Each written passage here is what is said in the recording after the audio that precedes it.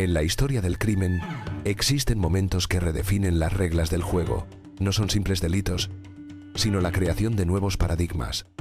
La industrialización de la ilegalidad a una escala que desafía la imaginación. La mañana del 29 de marzo de 2006 fue uno de esos momentos. Mientras el sol comenzaba a bañar la Costa del Sol, un ejército de más de 500 agentes de la Unidad de Delincuencia y Crimen Organizado se desplegaba en un silencio tenso y coordinado. Su objetivo, el corazón de Marbella. La operación, bautizada con un nombre que evocaba una tortura lenta y persistente, Operación Malaya, no era una redada más. Era la decapitación de un reino. Los agentes irrumpieron simultáneamente en el ayuntamiento, en despachos de abogados, en sedes de promotoras inmobiliarias y en mansiones de lujo. Cayeron la alcaldesa, la primera teniente de alcalde, concejales, empresarios y abogados. Pero el objetivo principal, el epicentro de todo el terremoto, no era un político electo. Era un hombre de apariencia gris, un funcionario sin cargo de poder formal, Juan Antonio Roca, el asesor de urbanismo del Ayuntamiento de Marbella. Desde su despacho, este hombre, que había llegado a la ciudad años atrás en situación de desempleo, controlaba cada movimiento, cada ladrillo, cada euro que se movía en la capital del lujo europeo. Era el capo de Marbella, el poder en la sombra, el rey sin corona. La pregunta que conmocionó a España no fue solo cómo, sino por qué. ¿Cómo pudo un simple asesor municipal amasar una fortuna personal estimada en más de 2.400 millones de euros? Una riqueza que incluía fincas con animales exóticos, una de las mayores colecciones de arte privadas del país, helicópteros y un patrimonio inmobiliario que se extendía por todo el territorio nacional. La respuesta fácil, la que llenó titulares, fue la corrupción, el cohecho, el soborno. Pero esa respuesta es incompleta. Oculta la verdadera y oscura genialidad de Juan Antonio Roca. Esta no es la historia de un funcionario que saqueó las arcas de su ciudad para enriquecerse. Es la historia de un visionario del crimen que vio lo que nadie más había visto. Que una concejalía de urbanismo podía ser convertida en el banco no oficial más grande y eficaz de la Costa del Sol. Este documental argumenta que Roca no se limitó a aceptar sobornos.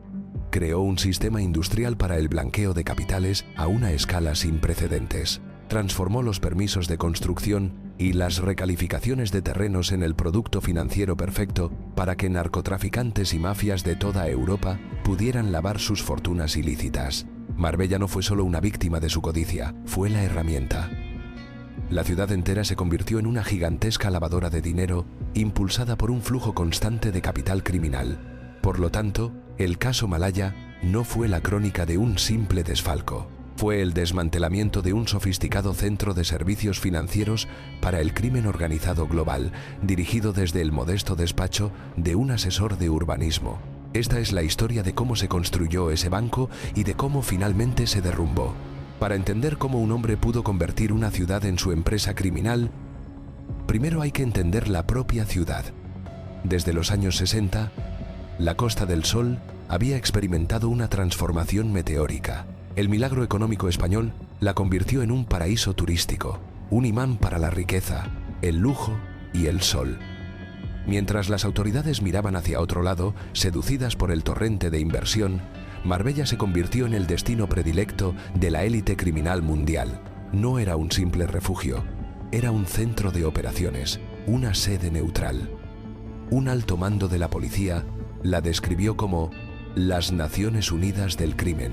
El Centro de Inteligencia contra el Terrorismo y el Crimen Organizado llegó a identificar al menos 113 grupos criminales de 59 nacionalidades distintas operando en la zona.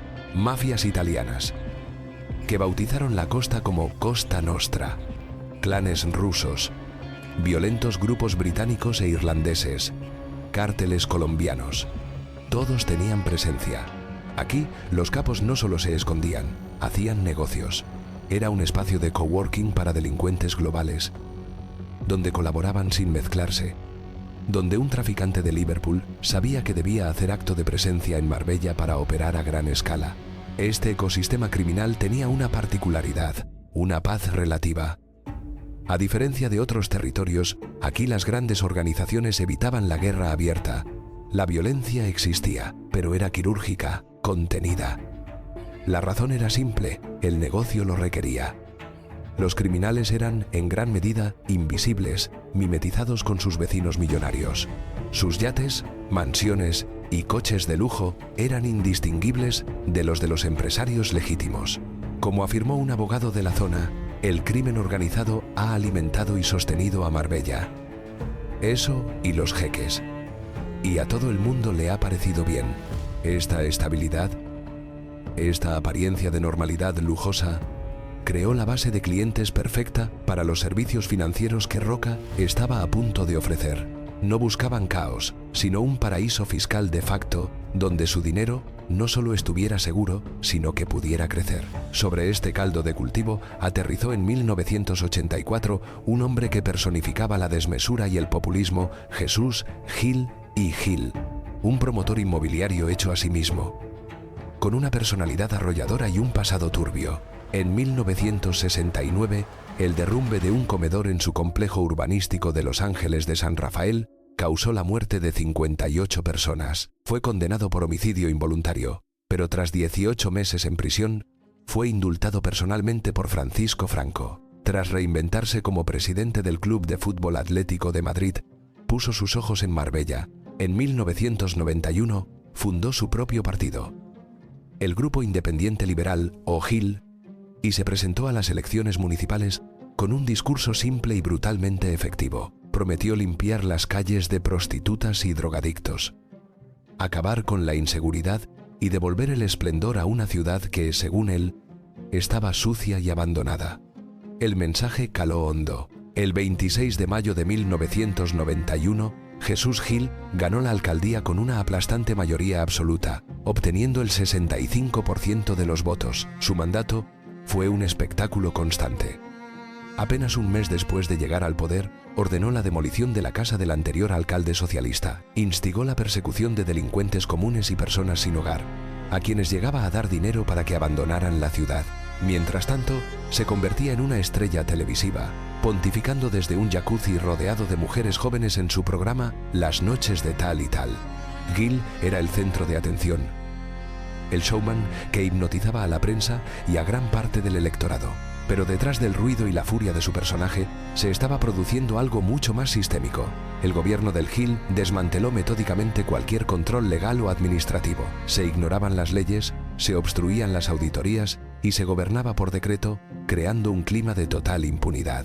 El propio Gil admitió sin pudor que se había presentado a alcalde para defender sus propios intereses inmobiliarios. Su era fue la del saqueo institucionalizado, la de la construcción de miles de viviendas ilegales y la acumulación de una deuda municipal astronómica. Gil creó el vacío, el agujero negro legal y moral en el centro del ayuntamiento. Y fue en ese vacío donde otro hombre, mucho más discreto y calculador, construiría su imperio. Gil era el perfecto escudo humano, el pararrayos que atraía toda la atención mediática y política, mientras, en la sombra, su arquitecto financiero diseñaba la maquinaria perfecta. Uno necesitaba el caos y la distracción. El otro, el poder y el dinero que esa maquinaria generaba. Eran dos parásitos en una simbiosis perfecta.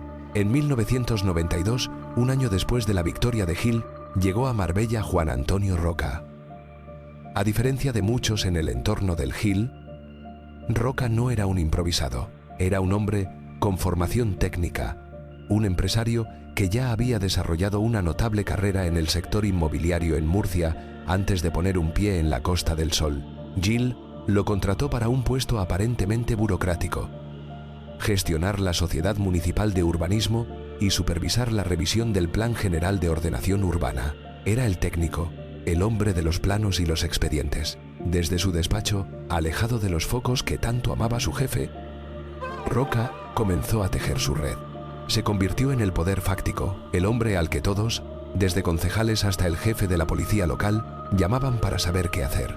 Aunque años más tarde, durante el juicio, Roca emplearía la estrategia del muerto. Culpando al ya fallecido Gil de todas las decisiones, las pruebas demostraron que era él, y solo él, el cerebro y arquitecto del sistema. Gil era el dueño del circo, pero Roca era quien diseñaba y manejaba cada uno de sus mecanismos internos. El sistema que implementó fue una obra maestra de la criminalidad corporativa. Su genialidad consistió en comprender que el verdadero valor no estaba en el soborno tradicional, sino en el control absoluto del proceso urbanístico. Su producto no era simplemente un permiso, sino la capacidad de crear riqueza de la nada. El modus operandi era de una simplicidad industrial. Primero se identificaba el activo, un terreno rústico, no urbanizable, con un valor de mercado mínimo. A continuación entraba en juego el producto de roca. El poder de la recalificación. A través de convenios urbanísticos fraudulentos y licencias ilegales, ese terreno inútil se transformaba en suelo urbanizable para construir apartamentos de lujo, hoteles o centros comerciales. Su valor se multiplicaba por 100, a veces por 1000.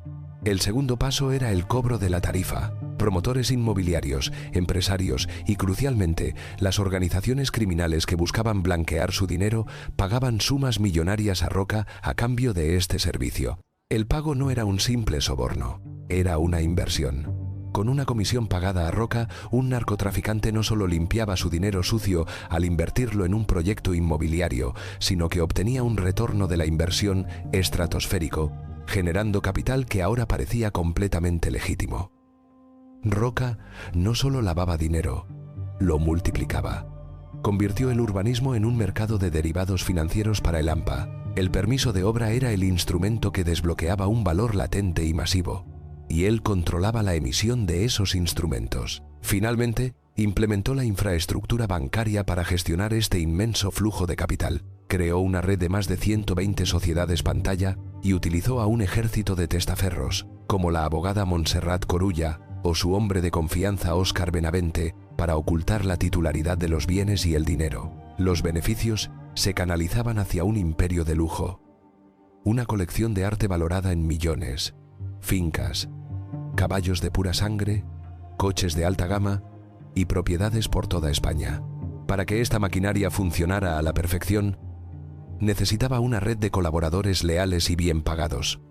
En la cúspide política, los sucesores de Gil, primero Julián Muñoz y después Marisol Yagüe, junto a una cohorte de concejales de todos los partidos, recibían pagos regulares en sobres para garantizar la aprobación de cada convenio y cada licencia en los plenos municipales. En el mundo empresarial, grandes constructores como José Ávila Rojas o Rafael Gómez Sandokan se convirtieron en clientes preferentes del sistema, pagando enormes sumas a cambio de un trato privilegiado que les permitía construir sin trabas legales. Y para dar una pátina de legalidad a toda la operación, una red de profesionales, abogados y asesores como José María del Nido o Juan Germán Hoffman proporcionaban la arquitectura jurídica necesaria para formalizar los acuerdos fraudulentos y blanquear los beneficios. El sistema era total, había corrompido la política, la empresa y las profesiones liberales, creando un Estado dentro del Estado, gobernado por un solo hombre desde la gerencia de urbanismo. Todo imperio, por sólido que parezca, tiene fisuras. La del Imperio de Roca comenzó a mostrarse no en Marbella, sino en una investigación paralela. En 2005, la Operación Ballena Blanca, una vasta redada contra el blanqueo de capitales de mafias rusas en la Costa del Sol, destapó conexiones inesperadas con el ayuntamiento marbellí. Aquellas escuchas telefónicas, inicialmente centradas en capos de Europa del Este, captaron un eco que resonaba en los despachos del poder local. Fueron el primer hilo del que tirar. El ovillo conduciría a un monstruo mucho mayor. La tarea recayó sobre un joven juez recién llegado a Marbella, Miguel Ángel Torres Segura.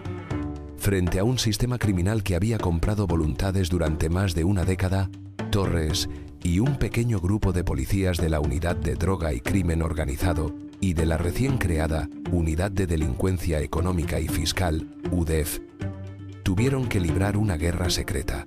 Su cuartel general no era una moderna sala de operaciones, sino un despacho anónimo y abarrotado en los juzgados, un santuario autoimpuesto contra las filtraciones. Allí, entre montañas de legajos, el olor a café rancio y el humo de cigarrillos, pasaron incontables noches trazando en una pizarra la red de sociedades pantalla de Roca, un organigrama del crimen que crecía como un cáncer. La paranoia era su protocolo de seguridad.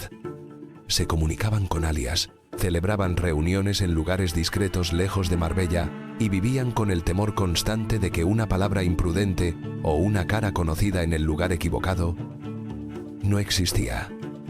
Se enfrentaban a un enemigo sofisticado.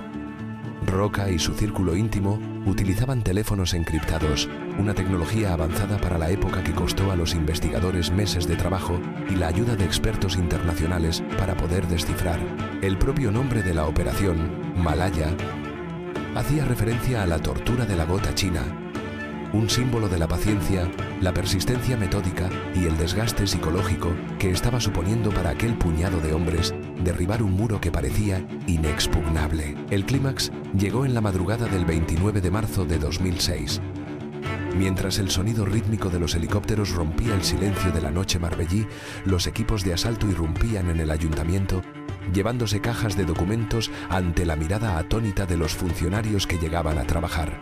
Pero la imagen más poderosa, la que reveló la psique del hombre que dirigía la ciudad, fue el registro de su finca, La Caridad. Los agentes de la UDEF, acostumbrados a registrar pisos y oficinas, entraron en un mundo que desafiaba la lógica. No era una casa, era el palacio de un monarca autoproclamado. Al abrir un pabellón, no encontraron coches de lujo, sino una colección de carruajes de época valorados en millones, perfectamente restaurados y expuestos como en un museo. En el salón principal, colgado con la naturalidad de un póster familiar, un Miró original los observaba. El asombro se convirtió en surrealismo cuando descubrieron el zoológico privado y, en una sala de trofeos, un tigre siberiano disecado, con sus fauces abiertas en un rugido eterno. Cada hallazgo era un golpe de realidad, la materialización de una riqueza obscena que no podía explicarse con un sueldo de funcionario. No estaban simplemente incautando pruebas, estaban desenterrando los delirios de grandeza de un emperador caído. La onda expansiva fue inmediata. La alcaldesa Marisol Yagüe fue detenida. La primera teniente de alcalde, Isabel García Marcos, la autoproclamada Dama de la Incorruptibilidad, fue arrestada en el aeropuerto de Málaga. La escena de su detención fue un drama en 3 actos. Regresaba bronceada y sonriente de su luna de miel en Rusia, caminando por la terminal de llegadas con la arrogancia de quien se sabe intocable. Al ver a los agentes de paisano acercarse, su expresión inicial no fue de miedo, sino de fastidio. Pero cuando el inspector jefe pronunció su nombre y le informó de que estaba detenida, esa máscara de poder se hizo añicos. La sonrisa se congeló en su rostro. Sus ojos, ocultos tras unas gafas de sol de diseño, se abrieron desmesuradamente al comprender que el juego había terminado. El lujo de su viaje de novios se desvaneció en el aire estéril y anónimo del aeropuerto, sustituido por la fría realidad de unas esposas. Cayeron concejales, empresarios, abogados y testaferros en una cascada que parecía no tener fin. El golpe final, el que certificó la magnitud del desastre, llegó un mes después. En abril de 2006, la noticia no se dio en un juzgado, sino en el Palacio de la Moncloa, en Madrid. En una rueda de prensa de una solemnidad sin precedentes, el gobierno de España anunció la medida más drástica posible. Ante la evidencia de que la corrupción era tan sistémica que la institución era irrecuperable, se procedía a la disolución completa del Ayuntamiento de Marbella. Era la primera vez que algo así ocurría en la historia de la democracia española. No se trataba de cambiar a los políticos, se trataba de un acto de cirugía mayor, de declarar que el propio ayuntamiento había dejado de existir como institución democrática para convertirse en una organización criminal. Al día siguiente, la imagen era desoladora. Las puertas del consistorio marbellí, normalmente un hervidero de actividad, estaban cerradas y selladas con un precinto policial. El edificio, corazón de la ciudad, se había convertido en un mausoleo, un monumento silencioso al mayor escándalo de corrupción de la historia del país. El banco de Juan Antonio Roca había sido definitiva y espectacularmente clausurado. El juicio del caso Malaya fue un proceso a la altura del crimen que se juzgaba. Una empresa titánica. Durante casi 2 años, la audiencia de Málaga acogió 199 sesiones, escuchó a cerca de 400 testigos y peritos, y acumuló un sumario de cientos de miles de folios. Pero estas cifras no logran capturar la atmósfera dentro de aquella sala. Un aire denso, cargado por el peso del papel y la fatiga acumulada. Los fiscales, con los nudos de las corbatas aflojados tras jornadas de 12 horas, mostraban en sus rostros el agotamiento de una guerra de trincheras legal. Los jueces, una muralla de profesionalismo, no podían ocultar la tensión de dirigir un proceso que ponía a prueba las costuras del propio sistema judicial. Y entre los cientos de voces estaba la de un pequeño empresario local, un hombre que se sentó en el estrado no como acusado, sino como víctima. Su testimonio, de apenas 15 minutos, fue un microcosmos del sistema Roca. Con la voz firme, recordó el día en que un funcionario de urbanismo le exigió un sobre con 6.000 euros para desbloquear una licencia de obra menor, una cifra ridícula en el océano de millones que se juzgaba, pero que para él lo era todo. Se negó.